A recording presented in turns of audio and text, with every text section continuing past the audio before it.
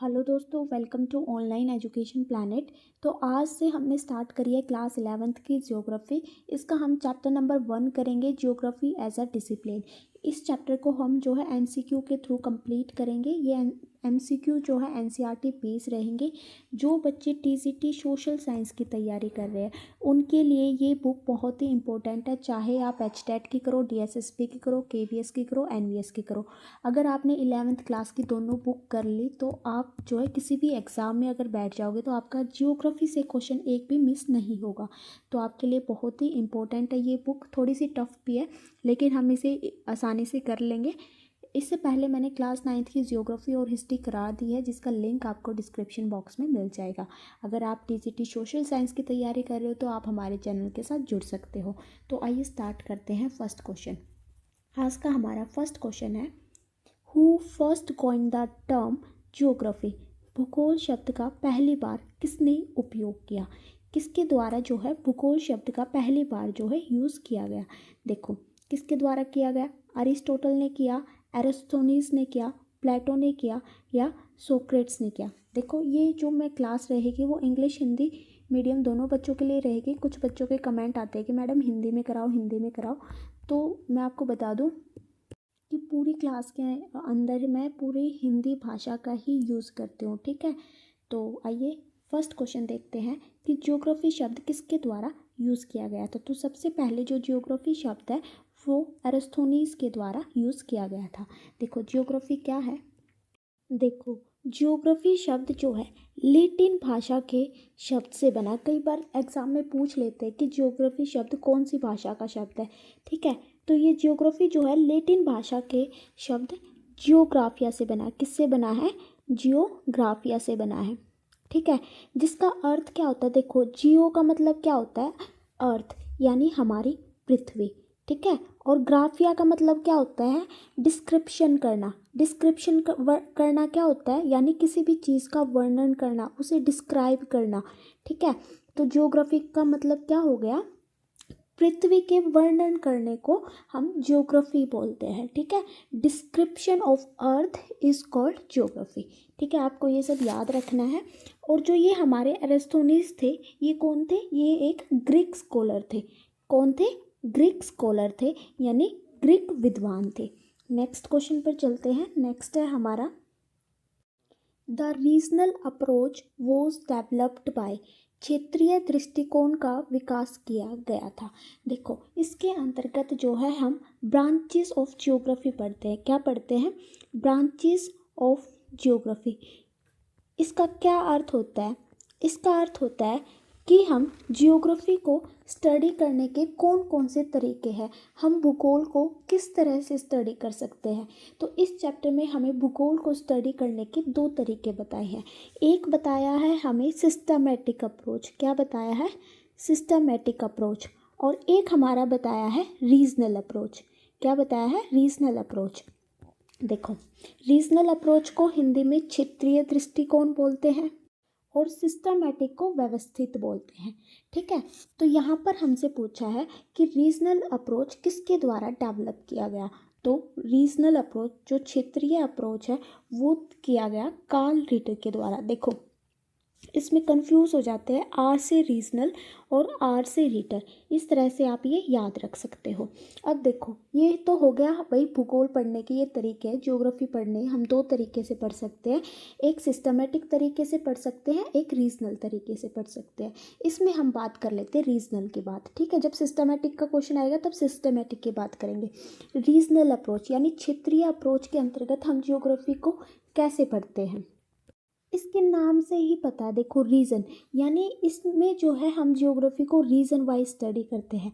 जैसे for example, जैसे ये हमारी अर्थ है, तो यहाँ पर हमारा क्या होता है? ट्रॉपिकल रीजन होता है। तो हम इस तरह से पढ़ते हैं कि इस रीजन के अंतर्गत कैसी वेजिटेशन है, कैसे फॉरेस्ट है, कैसे एनिमल्स यहाँ पर पाए जाते हैं। तो इस तरह से हम पढ़ते हैं कि ट्रॉपिकल रीजन के अंतर्गत क्या है, टेम्परेट रीजन के अंतर्गत क्या है, फिर पोलर रीजन के अंतर्गत क्या है, यानी उष्णकटिबंधीय क्षेत्र के अंतर्गत कैसे, यानी हम रीजन वाइज स्टडी करते हैं इसके अंतर्गत, ठीक है। आपको ये याद रखना है। और सिस्टमेटिक यानी व्यवस्थित इसके अंतर्गत कैसे पढ़ते हैं? सिस्टमेटिक अप्रोच के अंतर्गत, सिस्टमेटिक अप्रोच के अंतर्गत पढ़ते हैं हम पृथ्वी को पूरी तरह से स्टडी करते हैं। कैसे स्टडी करते हैं? होल स्टडी करते हैं, पृथ्वी की पूरी स्टडी करते हैं। जैसे यहाँ के रिलीफ फीचर कैसे हैं, ठीक है, कहाँ पर पहाड़ है, कहाँ पर प्लेन है, वहाँ कहाँ सोइल है, कैसी सोइल है, प्लेटू कैसे है, चट्टाने कैसी है। तो इस तरह से जब हम स्टडी करते हैं उसे हम बोलते हैं सिस्टमेटिक अप्रोच, ठीक है। जब रीजन वाइज स्टडी करेंगे, जैसे जैसे ट्रॉपिकल एरिया की स्टडी करेंगे या फिर टेम्परेट एरिया की स्टडी करेंगे या फिर पोलर रीजन की स्टडी करेंगे, तो हम उसे बोलेंगे रीजनल अप्रोच। और जब हम एक व्यवस्थित रूप से स्टडी करते हैं, जैसे कहाँ पर पहाड़ है, कहाँ पर प्लेन है, सोइल कैसी है, प्लेटू कैसे है, रॉक कैसे है, चट्टाने कैसी है, तो उसे हम बोलते हैं सिस्टमेटिक अप्रोच, ठीक है। नेक्स्ट क्वेश्चन पर चलते हैं। Who developed systematic geography? व्यवस्थित भूगोल का विकास किसने किया? हम्बोल्ट ने किया, कार्ल लिटन ने किया, कुमारी सैंपल ने किया, फिर एल्फ्रेड हाइटनर ने किया। तो आप सबको पता है कार्ल लिटर द्वारा कौन सा अप्रोच था हमारा? रीजनल अप्रोच दिया गया। रीजनल अप्रोच के अंतर्गत हम क्या करते हैं? रीजन वाइज यानी क्षेत्र वाइज जो है पूरी पृथ्वी की स्टडी करते हैं। और जो सिस्टमेटिक अप्रोच है वो किसने दिया था? अलेक्जेंडर वॉन हम्बोल्ट ने। इनका पूरा नाम क्या है? इनका पूरा नाम मैं लिख देती हूँ, क्या नाम है? अलेक्जेंडर वॉन हम्बोल्ट, ठीक है। इनके द्वारा जो है सिस्टमेटिक अप्रोच दिया गया, ठीक है। तो इसका हमारा आंसर हो जाएगा option number A. Next question पर चलते हैं। नेक्स्ट है हमारा soil are formed by the process of, यानी जो मिट्टी का निर्माण निम्न प्रक्रिया द्वारा होता है, यानी मिट्टी कैसे बनती है उस प्रोसेस को, उस प्रक्रिया को क्या बोलते हैं? सोइल सिंथेसिस बोलते हैं, पैडोजेनेसिस बोलते हैं, फोटोसिंथेसिस बोलते हैं या फिर रेडियोजेनेसिस बोलते हैं। तो सोइल जिस तरह से बनती है उस प्रक्रिया को, उस प्रोसेस को हम पैडोजेनेसिस बोलते हैं। यानी हमारा ऑप्शन नंबर बी जो है ठीक हो जाएगा। नेक्स्ट क्वेश्चन पर चलते हैं। नेक्स्ट है हमारा who among the following said that? निम्नलिखित में से किसने कहा geography is concerned with the description and the explanation of the areal differentiation of the earth surface? यानी मतलब निम्नलिखित में से किसने कहा कि भूगोल पृथ्वी के सतह के क्षेत्रीय विभेदन के वर्णन। देखो विभेदन का मतलब क्या होता है? जो चीज़ अन्य चीज़ों से अलग बनाती है, यानी जो चीज़ आपको अलग किसी और से अलग बनाती है, यानी आप बोल सकते हो किसी भी चीज़ की विशेषता, ठीक है। यानी भूगोल पृथ्वी की सतह के क्षेत्रीय विभेदन के वर्णन और वाक्य से संबंधित है। तो इसके अंतर्गत हमें बताना है कि ये स्टेटमेंट किसके द्वारा बोली गई कि भूगोल यानी ज्योग्राफी जो है पृथ्वी की सतह के क्षेत्रीय वर्णन और वाक्य से संबंधित है। ये किसके द्वारा बोला गया है? तो ये बोला गया है रिचर्ड हार्टसन के द्वारा। तो हमारा आंसर हो जाएगा ऑप्शन नंबर सी। इस चैप्टर के अंतर्गत दो ही स्टेटमेंट आपको याद कर लेनी है, क्या पता कौन से एग्जाम में कब पूछ ले, ठीक है। नेक्स्ट क्वेश्चन पर चलते हैं। नेक्स्ट है हमारा geography as a discipline is not concerned with. भूगोल एक अनुशासन में किससे संबंधित नहीं है वो हमें बताना है। What, where and why. देखो ज्योग्राफी एक मतलब अनुशासन या फिर डिसिप्लिन के फॉर्म में हमारे तीन तरह के क्वेश्चन होते हैं। कौन कौन से होते हैं? एक व्हाट होता है यानी क्या, वेयर मतलब कहाँ, और व्हाई मतलब क्यों। हाउ का जिक्र कहीं भी नहीं है, तो हमारा आंसर हो जाएगा ऑप्शन नंबर फोर्थ। देखो व्हाट के अंतर्गत हम क्या पढ़ते हैं? इसके अंतर्गत हम पढ़ते हैं आइडेंटिफिकेशन करते हैं। इसके अंतर्गत हम क्या करते हैं? आइडेंटिफिकेशन करते हैं, यानी आइडेंटिफाई करते हैं कि क्या है। जैसे फॉर एग्जांपल ज्योग्राफी में क्या क्या है, जैसे आप देखते हो किसी भी चीज़ का अगर आप एग्जांपल देख लेते हो, जैसे फॉर एग्जांपल के लिए हम देखते हैं रिसोर्सेज यानी संसाधन। सबसे पहले हम पढ़ेंगे कि रिसोर्सेज क्या है, ठीक है। फिर हम वेयर के अंतर्गत पढ़ते हैं कि कहाँ कहाँ पर है, ठीक है, कहाँ कहाँ पर है। और वाई के अंतर्गत पढ़ते हैं हम रीज़न कि वहाँ पर ही क्यों है और किसी जगह क्यों नहीं है, क्योंकि हर जगह की अपनी एक अलग से विशेषताएं होती है, ठीक है। तो ये जो है 3 सेट ऑफ क्वेश्चन हम जियोग्राफी के अंतर्गत पढ़ते हैं। एक बार मैं दोबारा से आपको बता देती हूँ। जैसे व्हाट के अंतर्गत हम किसी भी चीज़ को आइडेंटिफाई करते हैं, जैसे रिसोर्सेज क्या है, ठीक है। फॉर एग्जांपल वेयर के अंतर्गत हम पढ़ते हैं कि ये मतलब कहाँ है। जैसे फॉर एग्जांपल आप देखोगे कि कहीं पर कोई सी कहीं पर कोई ट्राइब होती है, कहीं पर कोई ट्राइब होती है, ठीक है। तो ये कहाँ का यहाँ पर हमें कहाँ का पता चलता है, यानी कहाँ कहाँ पर है, ठीक है। और वाई जो है इस सब्जेक्ट को जो है साइंटिफिक तरीके से जोड़ता है, क्योंकि ये जो है मतलब जैसे फॉर एग्जांपल आप देख सकते हो, जैसे भूकंप आया, ठीक है। तो वाई के अंतर्गत हम पढ़ेंगे कि भूकंप आया तो क्यों आया, इसका रीज़न क्या है, ठीक है। तो ये हम वाई के अंतर्गत पढ़ेंगे। और अगर पूछे कहाँ पर आया तो वो वेयर के अंतर्गत पढ़ेंगे। जैसे नाम से ही आपको पता चल गया, जो मैं समझाना चाहती थी वो आप शायद समझ गए होंगे। तो इसका आंसर हो जाएगा हाउ। ये जो है मतलब नहीं है इसके अंतर्गत। नेक्स्ट क्वेश्चन पर चलते हैं। नेक्स्ट है हमारा the major approach to study of geography have seen. भूगोल का अध्ययन करने का प्रमुख दृष्टिकोण में देखा गया है। तो मैंने अभी आपको बताया, भूगोल को अध्ययन करने के लिए जो है 2 अप्रोचेस हमें दी गई थी। एक थी हमारी सिस्टमेटिक अप्रोच और एक थी हमारी रीजनल अप्रोच। रीजनल अप्रोच जो है कार्ल लीटर द्वारा दी गई थी, और जो सिस्टमेटिक अप्रोच है वो किसके द्वारा दी गई थी, होमबोल्ट के द्वारा दी गई थी, ठीक है। तो ये आपको याद रखना है। तो इसका जो आंसर हो जाएगा, क्या हो जाएगा, बोथ 1 और 2।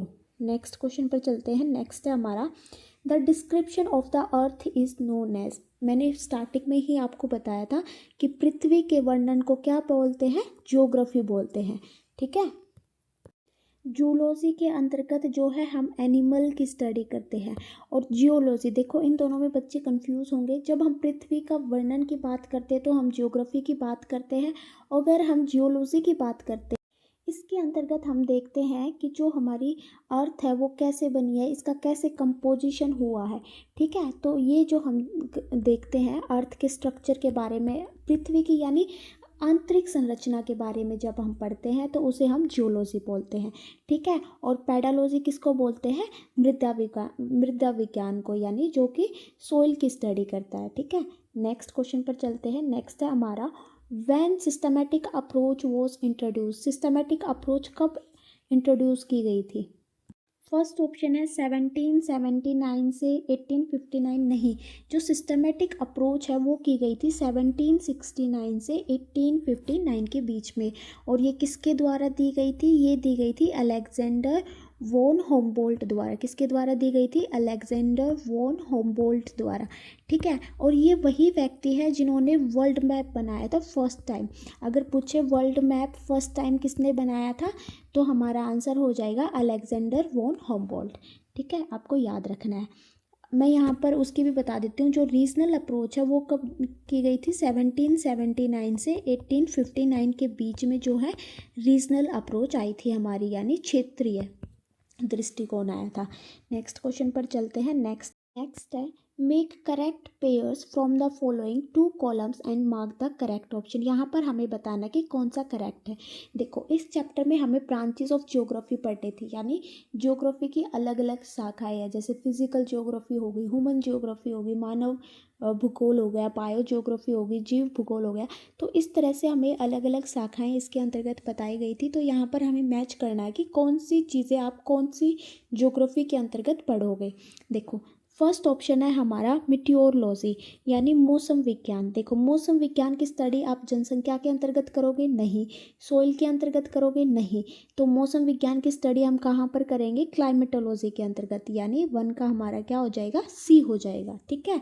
नेक्स्ट हमारी डेमोग्राफी।